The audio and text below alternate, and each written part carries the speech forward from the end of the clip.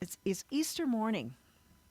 And, before there was Easter, Jesus was crucified on Good Friday. And as he released his human life, he cried out in a loud voice and said, Father, into your hands I commend my spirit. Jesus faced death knowing two truths. First, that life is eternal. He was just making a transition from the physical form back into spirit form. He also knew that he could never be separate from God, the one life that has created Jesus and all people, all of life, all of creation from itself. Right? The infinite invisible is continuously expressing itself in, through, and as each one of us in human form. Right? Jesus was letting go and letting in the divine presence. Right? But Jesus' followers didn't know all of this. For them, their spiritual leader was dead. They were shaken to their core, grieving and fearful. Joseph of Arimathea, right, with Pilate's permission, had taken down Jesus' body from the cross, wrapped it in a linen cloth for burial, placed it in a new stone tomb, and sealed the tomb with a heavy stone before the Sabbath began at sundown. After resting on the Sabbath, as the Jewish tradition, on Sunday morning, after Jesus was crucified, Mary Magdalene, Mary the mother of James, Joanna, and perhaps other women went down to visit the tomb. They brought spices that they were going to anoint Jesus' dead body and help control the odor of the decomposing body. But when they arrived, they were shocked to see that the stone had been rolled back. A violent earthquake during the night had rolled back that stone.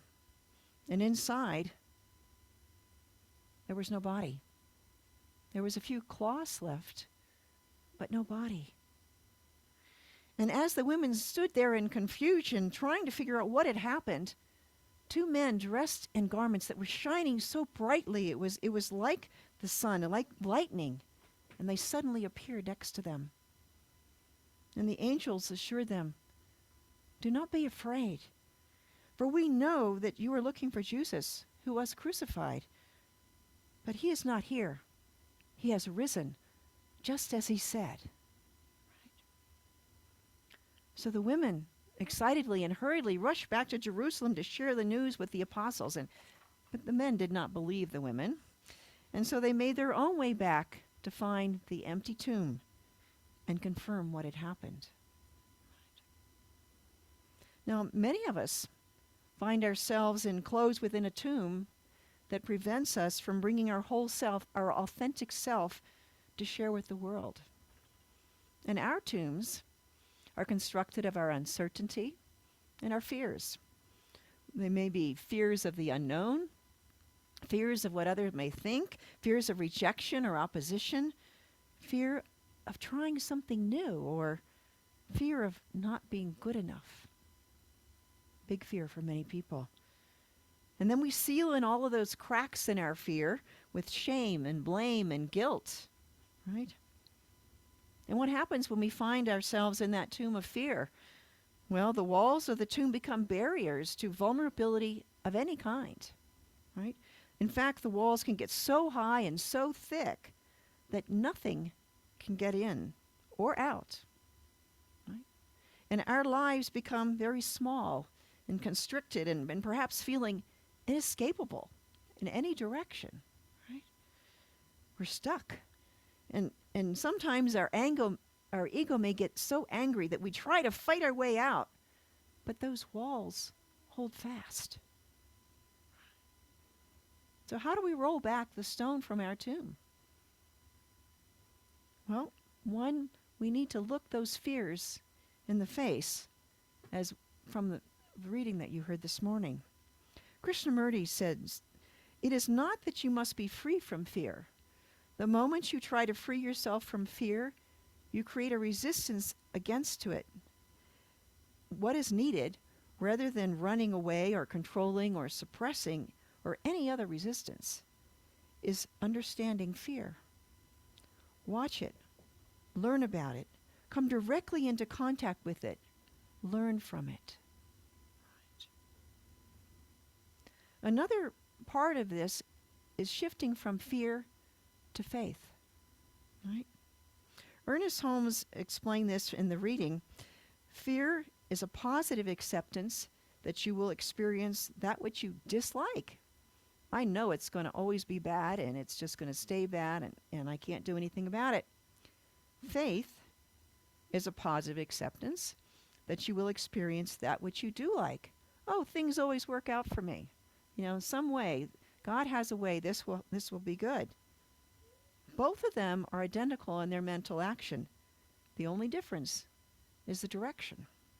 What we saw an example of this week in Nashville. There was another shooting. 3 adults, 3 children were taken away too early. And so many people said, we can't do anything about it. Gun violence. And the people stood up. The mothers and the fathers and the children. And they showed up with the legislator, and their elected people spoke up for them. Not fighting, but calmly stating the truth. Enough is enough.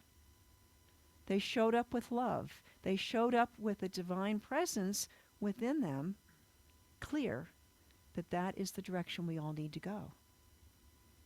Now, it didn't turn out the way that it started, but there's been a wildfire that's been started, and perhaps the direction has changed. But they did it by switching from fear to faith. This is the transformative power of love, letting divine love flow through you, full to overflowing, and flowing out into the world to transform everything that it unfolds. Right? This is by letting go of what's been, letting go of our fears, letting go of what no longer serves us, including old thought patterns and actions. We let go of looking outside of ourselves for security and allow ourselves to open up to our authentic self, to that divine presence within us, and yet allowing the fullest expression of ourselves can be uncomfortable, even terrifying, right? It's something that's unknown. And notably, this requires vulnerability and trust in the infinite invisible. Madeleine L'Engle was one of my favorite authors when I was a child, and she says, when we were children, we used to think that when we were grown up, we would no longer be vulnerable. I'm going to be all grown up, right? But to grow up is to accept vulnerability. To be alive is to be vulnerable, right? It's like learning to bend like the willow rather than holding steadfast, right? Strength that comes from that giving and letting go. So paradoxically, what our egos have fought for so long against, vulnerability, that is the way out of the tomb. Right? Now, sometimes the walls come down in one fell swoop, right? But often, it's a brick by brick job, right? And this takes vulnerability. It takes persistence. It takes a willingness, and sometimes a willingness to just be willing, right? Willing to allow our thoughts, our emotions, ideas, creativity, messiness, whatever it is, to be fully seen, not only by others, by ourselves as others. When you start making something, when you start cooking something, it looks like a mess, and the kitchen might look even worse. But when it comes out of the oven, it's beautiful. It tastes wonderful.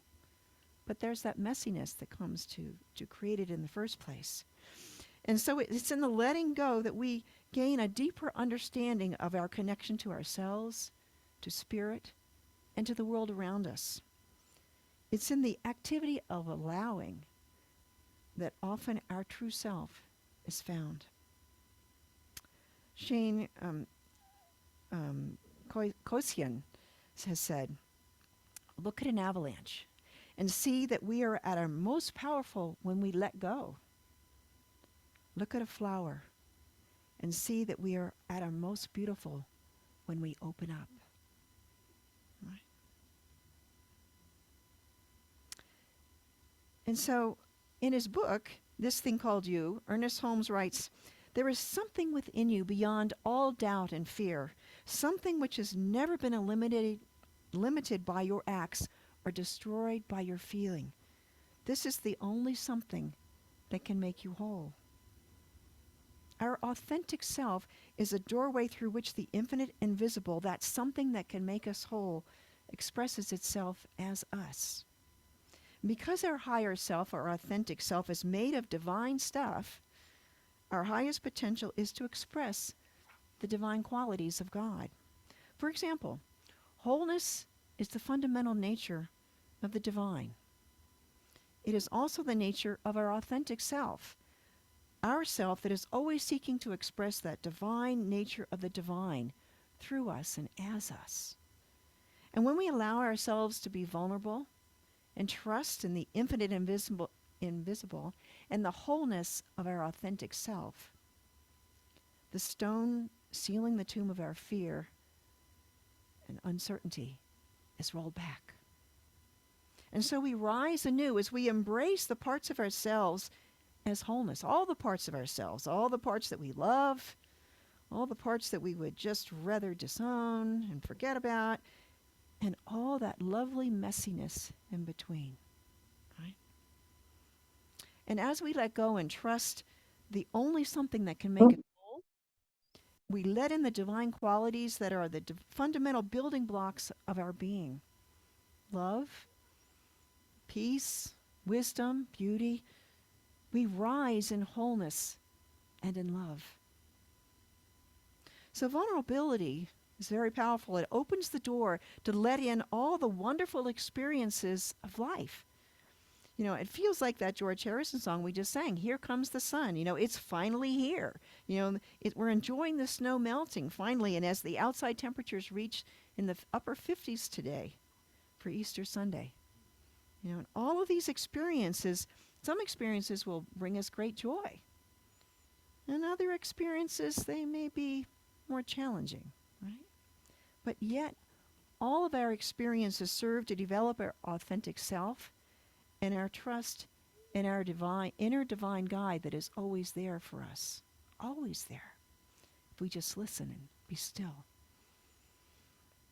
And as we are vulnerable and willing to go beyond our comfort zone, the limits of our tomb, we may discover wonders greater than we had ever imagined or hoped for. But whatever those experiences, they will give texture and color to our lives so we can live fully. We open ourselves to love and joy, sadness and heartbreak and all of the things in between. Right? It's a spectrum. Right? And so we live our lives in that wide open space where there's plenty of room to grow. We're not in that little small constricted tomb. We are open to the world and all of its greatness and all of the possibilities that are flowing through us and calling us forward. We stop playing small. And so we discover and embrace our innate wholeness. In the Science of Mind textbook, Ernest Holmes says, always, there is an inner, quiet, persistent confidence, a non-resistant but a complete acceptance, an inward flowing with the stream of life, knowing that it carries me safely and surely to my destination and to the accomplishment of every good purpose. We're in the flow of spirit, you know. Let go and let God. When you do that, we're in that flow. There's a story that I'd like to share with you. It's written by Glennon Doyle. And for those of you who don't know her, she's an amazing woman. She has a blog called Momastery and a podcast called We Do Hard Things, aimed at women. And she's written 4 books so far, 3 on the reached the #1 New York Times bestseller list. So, pretty amazing woman. Her most popular book, Untamed, was written about her journey as a 40-year-old married woman with 3 children, very successful, and she discovered that she was gay when she was giving a lecture, and a woman walked in the room and she just was dumbstruck. I love her, which is before she even met her. So she ended up divorcing her husband, married her wife Abby, the love of her life. And it went okay. They get together for dinner regularly, and all the kids and the 2 moms and dad. But she talks about it in that book. I was finally hearing my own voice, the voice that had been silenced by decades of cultural conditioning, numbing addictions, and institutional allegiances. This was the voice of the girl I had been before the world told me who to be. I vowed to never again abandon myself. I decided to build a life of my own, one based on my individual desire, intuition, and imagination. I would reclaim my true, untamed self. Right?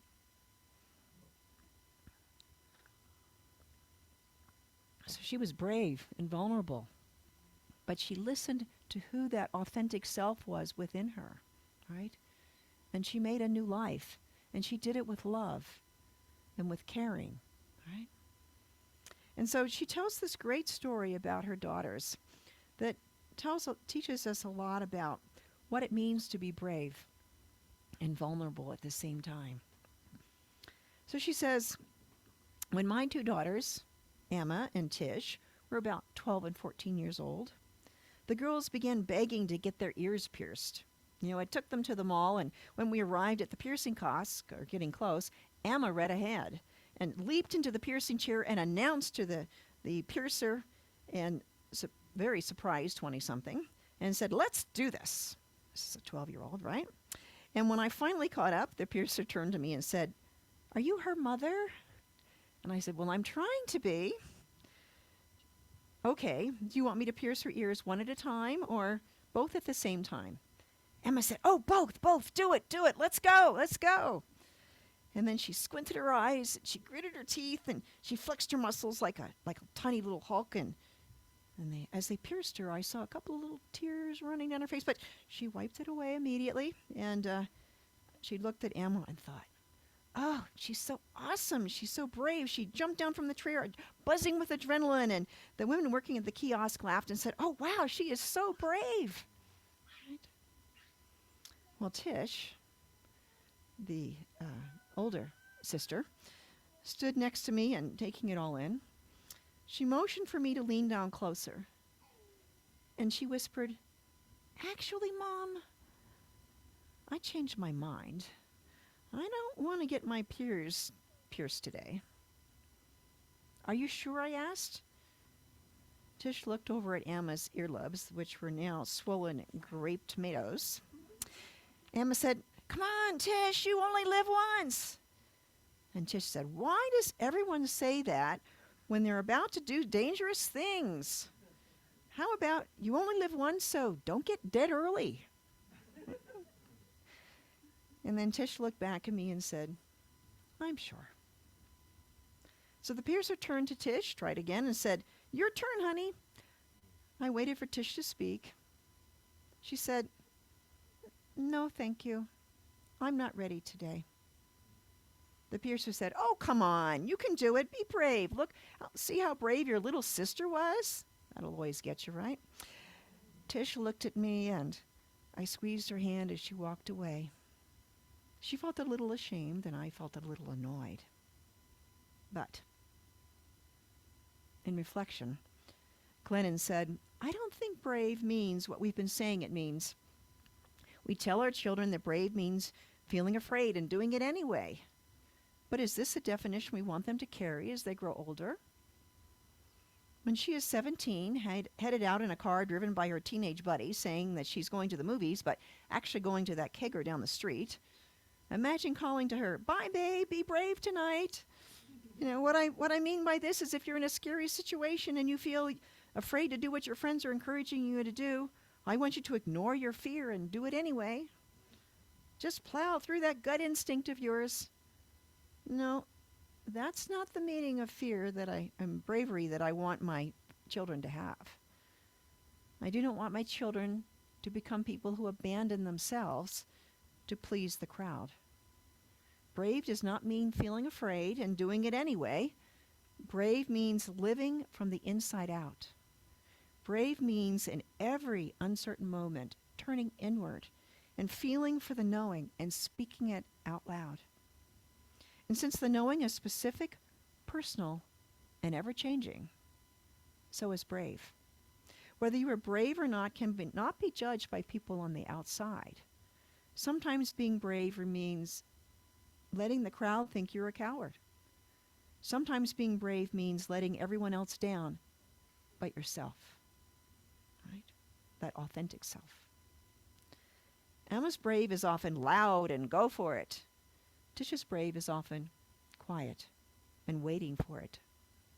They are both brave girls because each is true to herself. They are not divided between what they feel and know on the inside and what they say and do on the outside. That's integrity.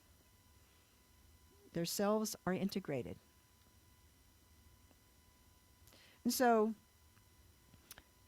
bringing all of this together, when we find ourselves in a tomb of fear and uncertainty, we have the choice to be willing to be open and vulnerable with ourselves. We can then look within ourselves with gentleness and with love to seek and discover our divine self, our authentic self, that infinite and visible that is always there as our guide. And as we become friends with ourselves, we become empowered to roll back that stone that has been keeping us inside our tomb. We can let go of our fears and things that no longer serve us and let in our authentic self and the divine presence. We can choose to embrace the wholeness of life and open ourselves up to all of life. The keys to opening the door, to rolling back the stone, are vulnerability, authenticity, and connectivity to the divine and each other. These are the keys to letting go and letting in and learning to live life from within as our authentic self. Let's take this to prayer.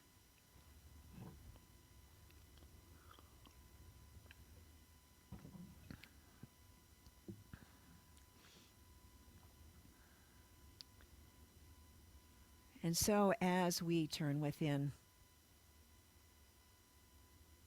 we find that still small flame that burns steady.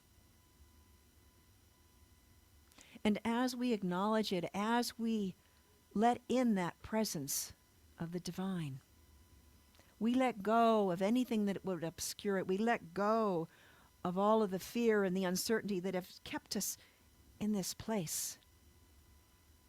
And as we do, the world opens wide and that flame grows stronger and brighter, lighting our path, guiding us to know who we are in this moment, at this time, as the divine presence and our authentic self, our life unfolds before us.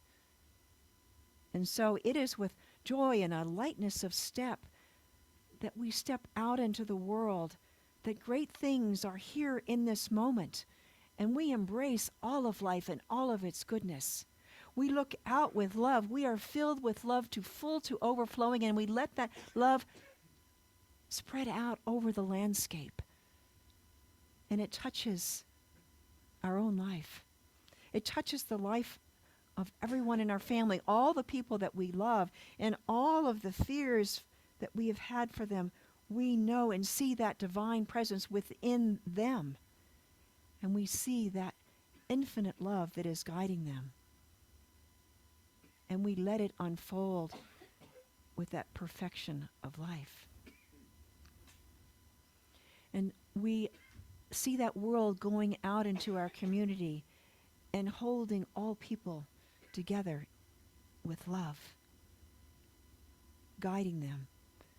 As our community grows, as we support each other to grow beyond what we have been, to grow into that greater, higher self, And we see that love surrounding the world and touching every conversation, every communication, every elected body, every family, every institution, every nation.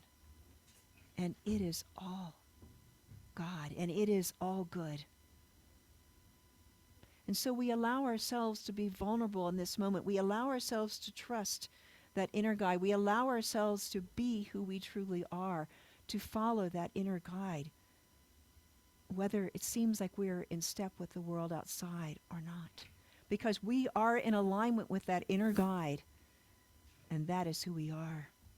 That is the source of all. That is the source that brings all people and all experiences into alignment as it expresses itself with that wisdom and love and peace and joy.